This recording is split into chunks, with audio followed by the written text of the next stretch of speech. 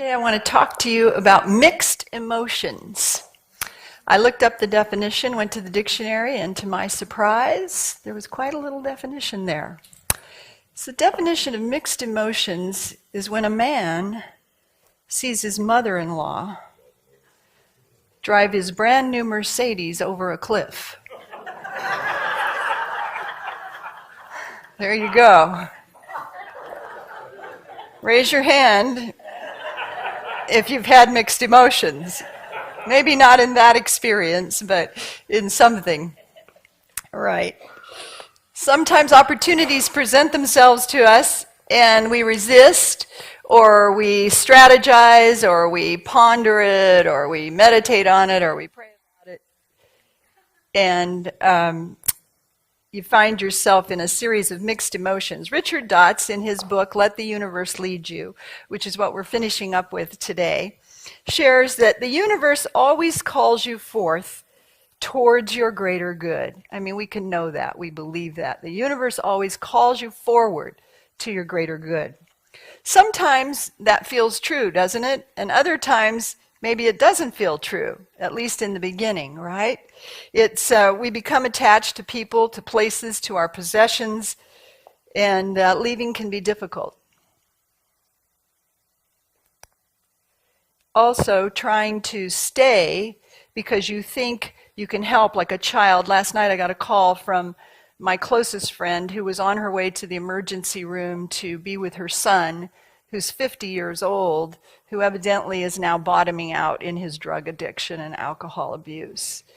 And she has tried to help, tried to be there for him, tried to love him. She said, I've been his banker, his supporter, his encourager, and his enabler, his blah, blah, blah. And I counseled her. I said, you've got to let go and let the professionals handle this. You're not equipped any longer to help, give him the level of help that he needs. So sometimes when the universe is nudging us to do something that doesn't feel like that's the right thing to do. Jesus made it clear, though. Unlike Mr. Rogers, Jesus spoke to the adults in us, and he made it clear when he said, if you go into a town and they won't receive you, his advice was to shake off the dust from your feet and leave that place. Leave that place. Or instead of just stop, because a child is in a place where they can't leave their environment. But as adults, this is a different lesson for you. The command to shake off the dust from your feet actually appears 4 times in the New Testament. And each time it's spoken by Jesus to his disciples. In Matthew chapter 10, verse 14, Luke 9:5, Mark chapter 6, verse 11, Jesus says, if any place will not welcome you or listen to you, leave that place and shake off the dust from your feet. And then in Matthew 10, he goes on to say a very interesting thing, follows it right up with, he says, truly I tell you, it will be more bearable for Sodom and Gomorrah on the day of judgment than that place. That's pretty severe repercussions for those who live in a consciousness of, I don't know. But if you find yourself in that consciousness, in that place, Jesus is very clear that you leave it. Because that kind of consciousness, while we all are in charge of our own spirituality and our own spiritual growth and our own consciousness, that kind of consciousness where you find yourself in that town, he was saying, and the people won't receive you, can be infectious. That poison can be infectious. It can be a poisonous infectiousness. And you have to move away from it quickly so that it doesn't begin to flow into you. You've all been in experiences of families where the family is infected with a pathology that seems to flow into the others in the group. And Jesus is making it very clear. Shake off the dust from your feet and leave that place. In our modern day language, it's conveyed the same way as I wash my hands of it. I wash my hands of it. Some people say, I throw my hands up. And as we've shared, leaving something can be difficult, but staying can be equally as bad for your health, for your spirituality, for your growth, for your consciousness. You've made these decisions. You've been in jobs that you've had to leave. You've been in marriages that you've had to leave. You've been in situations that have been challenging, And in that soul's growth, there's a tremendous opportunity for great spiritual growth. Shaking the dust off the feet is a symbolic indication that you have done all you can in a situation, and therefore you carry no further responsibility for it. Jesus was in his example telling his disciples where they were received with joy, they should stay and teach. But if they found confusion or conflict, he said, get out of there as quickly as possible, because you don't want to taint your consciousness with that poison. There are situations in our lives where God calls us to stand firm, to stand in the truth of all we know, and to be patient. And then there are other times when God gives us the freedom, or as Richard Dott says in his book, the universe gives us the nudge that it's time to move on. And so we shake the dust off our feet and under Spirit's guidance, surrender the experience, let go, and move on. And each time we're moving on to the next best thing. Because in the very first statement of universe, the chapter on how the universe nudges you, he says the universe always nudges you toward your greatest good. Toward your greatest good. And when you let go, what happens is then you create an opening for Spirit where there's no resistance. And oftentimes great blessings flow in. Jesus says, he promises you may be sorrowful, but your sorrow will turn to joy. Now, in my life, I've been called to leave things, and I have left things. Neither is easy, right? You all have done the same thing. However, I've come to recognize Spirit's nudge.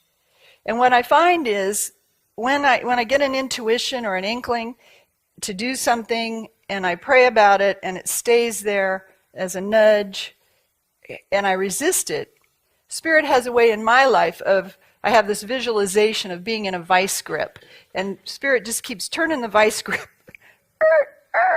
until I pop out.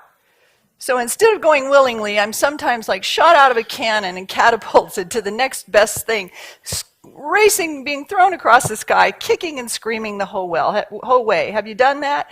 You've been forced out of something. I find myself blasted out of a cannon to what's next for me. But when Spirit nudges you, always it's the next right thing. When I left Sacramento years ago, the first time I left Sacramento, it was out of a divorce that I did not want. I was living in a very great lifestyle of luxury and beauty, married to a man that I loved, and it didn't work out. And so I found myself having to leave something that I didn't want to leave. And I made that decision at that time then to move to Kansas City to go to ministerial school, because I thought, well, I got to pack the house and move. I may as well can move across town or across country. And so I interviewed for 4 different jobs, and I didn't get any of them. But I thought, well, I'll move anyway. And I rented a bedroom, sight unseen. I called Silent Unity, and there was a Silent Unity worker that had an apartment with a second bedroom she was willing to rent out. And so I rented that, sight unseen, and I packed up my house. And while the movers were taking my stuff to storage, one of the employers called and said, was I still interested in the job? And I said, yeah, it was a 70% pay cut, but I took it, so I'd have something to go to. And I packed my stuff and took 2 suitcases. I shared this with you before, my golf clubs, got on the plane and flew to Kansas City, rented a car at the airport because I turned my car in on my lease, and there I was starting over. Well, I found myself, when I got to my new place, I was in, that night, I was sitting in this room that I had rented, and it was a 8-foot by 10-foot bedroom with a twin bed. So I found myself sitting in this little tiny bedroom on this little tiny single bed, and I looked up at the closet that looked like it was maybe you could hang a pair of socks in it. It was so tiny. And I had my rental car out in the parking lot, and you've all come to those moments when you go, what? What, God? What are you doing here? What? How did I get here? And yet, it turned out that not only did that job open up, so I had a place to go, but at that job I met those millionaire donors who then flew me around the world for 5 years, all expenses paid. And when I got off the plane from that job, I went to ministerial school, and a ministry that I had never attended in my life made a decision to tithe to some randomly draw a name out of a hat and tithe to a ministerial student, and they paid all of my tuition my entire time I was in ministerial school. And when I left that little tiny room, I drove to a neighborhood in Kansas City that I loved, and I drove around thinking I'd love to live here, and I stopped in the real estate office and said, are there any rentals here? And because it was a lake private community, they didn't do any rentals, but she said there's this condo that's vacant, and I went over and looked at it, and the owner was a single woman who had moved to Florida, and she let me move in immediately rent-free for 30 days, so I was able to bring my things from storage, close the escrow. While I was in ministerial school, when I left to go to Nashville, that had appreciated beyond my wildest dreams. And so all of that, my right place, my right house, a great place to live, a fabulous job, flying around the world, going to ministerial school, was what I was kicking and screaming my head off that I didn't want to go to, right? Coming out of a heartbroken, sad marriage. I don't want to go to this. Why am I starting over? What is happening with all this? So, Richard Dott says, when you have a decision to make, ask yourself if you're acting from a state of fear, confusion, or clarity and peace. And he said, the question you can ask yourself is, am I taking this action out of fear or worry, or out of inspiration and love and trust? Trust in the voice of spirit within you, that nudge of the universe that you've come to recognize and know as the way God speaks to you. He says, if you feel afraid, don't take any action, but pull in deeper and listen to spirit for clarity. I'm always reminded of, somebody asked Mother Teresa, she was praying all the time, and they asked her about her prayer life. They said, what do you do when you pray? And she says, oh, well, mostly I just listen to God. And they said, well, what does God say to you? And she says, no, not too much. Mostly he just listens. Right? If you feel afraid, don't take any action. Pull in deeper and listen for spirit. Richard Dott shares in the chapter when he was looking for a car, he spent 6 months looking for a new car. And each time he thought about it, he felt the urge to do something, to make something happen, and he had to access his intuition and his inner knowing, asking if his desire for action came from fear or from inspiration. He said if every time he felt the impulse to act, which was numerous times because it took him 6 months to find the car, he would examine his feelings, and he realized if he was acting out of a sense of desperation or worry, he'd stand still. If he was taking action out of a place of love, like, well, let's look on the internet and see what cars are available, then he was okay. He said he let his desperate feelings go by using a longtime favorite affirmation from Catherine Ponder. Everything happens for me in divine timing, and it is so. Everything happens for me in divine timing, and it is so. Let's say that. Everything happens for me in divine timing, and it is so. Richard says we're always supposed to look for the path of least resistance, that allows a natural stream and flow and rhythm for spirit. He said whatever you're trying to accomplish, just step into the path of least resistance. Because if you're getting all that pushback, you're again in that stream of poison rather than a stream of poise. And you have to just let go and be in that stream. He says, and let the universe lead you, you may be looking for a new house, a relationship, or even a car. What you are looking for does not matter. The universe always knows the fastest and most direct way to reach your goal if you let it guide you. If you let it guide you. And really, until we come into this understanding and awareness in our own lives, by our own life situations and examples of how Spirit guides us, we're going to kind of wander off target. So we have to cultivate that knowing. The path of least resistance is one that feels most natural to you in the current moment. It's one that has no inertia or discord attached to it. It feels effortless and light, as if the universe is calling you to the next step. There's a compelling and an urging and But it's a gentle nudge. Remember, Phil Pearson always talks about pushing on doors. You push on the door, and if it opens, you walk through it. Sometimes I've pushed on doors and my fingers get slammed shut in the door. It's like, okay, God, I get that's not my door, you know.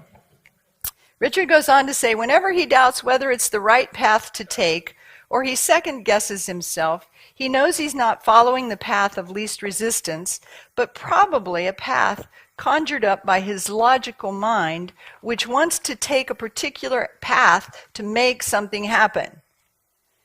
He confirms to look for the path of least resistance in every situation. It's always present, no matter how dire the situation may be.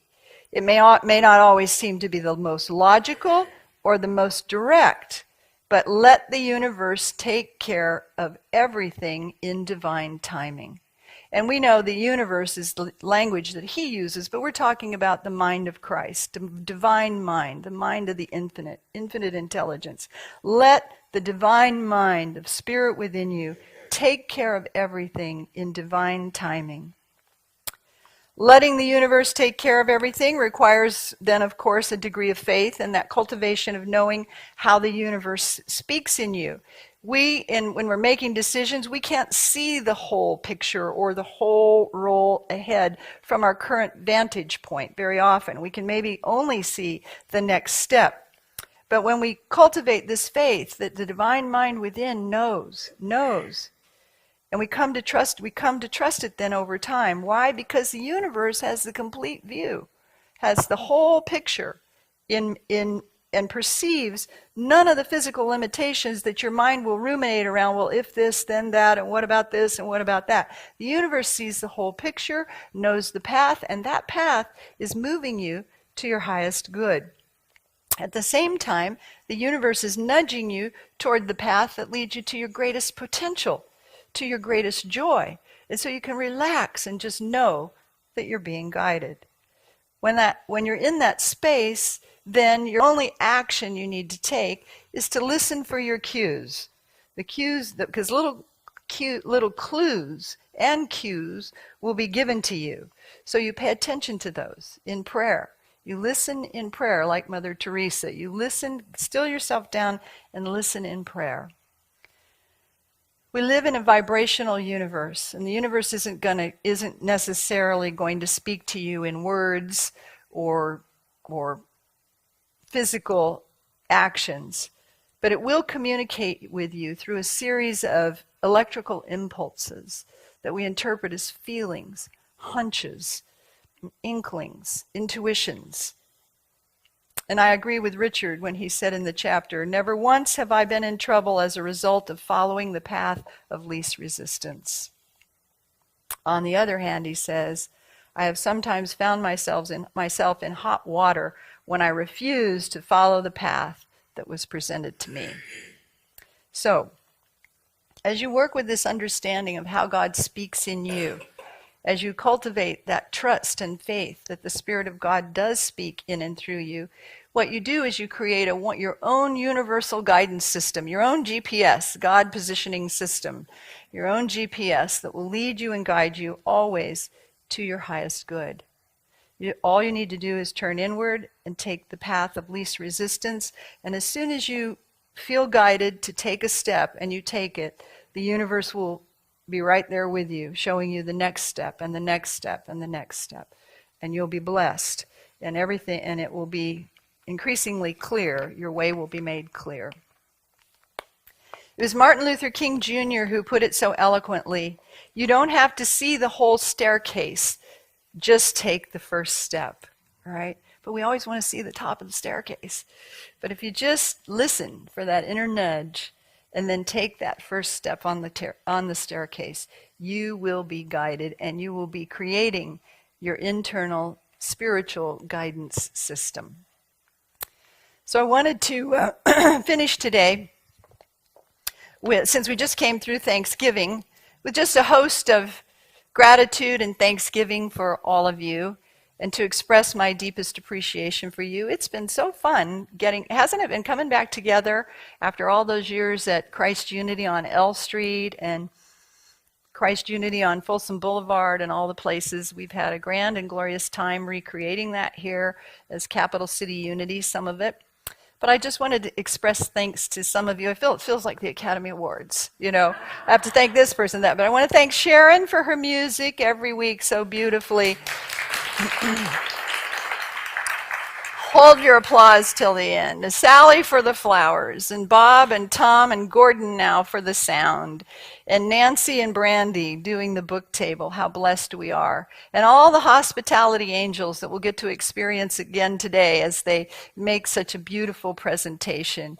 And each of you who set up the room and pack up the bookstore, to Kristen and Jackie and Vivian, our chaplains, and Sylvia, they've all prayed with me, supported me in prayer. Ronnie has opened her home to host classes. Jack bakes me pumpkin bread and banana bread. And Imogene just blesses me with her presence. We love her. Vinny gives me hugs, and Doug golfs with me and retrieves all my lost golf balls. He's got that long instrument that fishes them out of the water when I hit them into the ponds. Joyce gives me her shoes, her jewelry, and her jokes. Mary Mack always brings me surprises. She is a big home shopping network shopper, and if she gets something she doesn't like, she hands it off to me. Donald sends great email messages of love and support. And everybody who took the trip to Unity Village, I wish all of you could have gone. Marty and Peter drove the vans, and it was so spectacular. Lynn bought my dinner at the Hy-Vee grocery store, and she made a beautiful bracelet for me. My longtime friends, Kevin Benson, Ann Garrity, and two Anns sitting together today. Layla, who helps me get my microphone on, and as I said, it feels like the Academy Awards. Everybody who contributes the pajamas to our Sheriff's Project that I started now 3 years ago. And each of you mostly who come through the line after the service and you validate the work that I have given my life to. You tell me I've written the message just for you. Let you in on a little secret. I write it for me.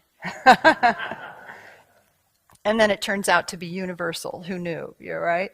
You say, I've written the message that just for you, that's inspired you, informed you, educated you, deepened your faith, your understanding of the Fillmores, of our unity teachings. You share that I've given you hope. Dorothy Pearson and I shared one thing in common, and that was our own internal purpose for our personal ministry. Hers and mine were the same in that every time we get up here or we meet someone or talk to them, the message that we carry to the world as our purpose is to let you know Christ in you, the hope of glory. That the Christ Spirit within you is the most powerful presence of encouragement, support, and life, health, love, everything that you could ever know. And in my service to you, that's been the foundational thread moving through every part of me, and it's still on my almost 1,000-person ministry online now. Christ in you, the hope of glory. So, in my service to you, I'm the one who's been blessed, and I want to give you one last blessing of spirit. So let's just take a moment and center ourselves. Turn within to that Christ Spirit that indwells us all. And we know the truth that Jesus Christ is the head of Capital City Unity. That the Spirit of God goes before you, making the way for each of you happy, healthy, prosperous, secure. May you live and love in the realization of the Christ Spirit within you as your hope of glory. May you live in that awareness all the days of your life. God bless you and thank you. Amen.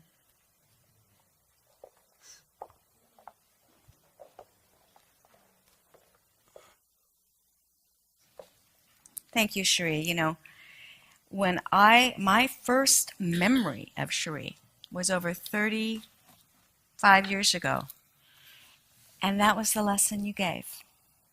You gave the lesson, Christ in you, your hope of glory. And it was very powerful and still is. So thank you. If the ushers would come forward, take your offerings in your hand, and just imbue them with that love that reflects your giving. And here we believe in giving of your time, your talent, and your treasures. So hold that, know that through you, you are the conduit. Not to me, but through me, O God. Thank you.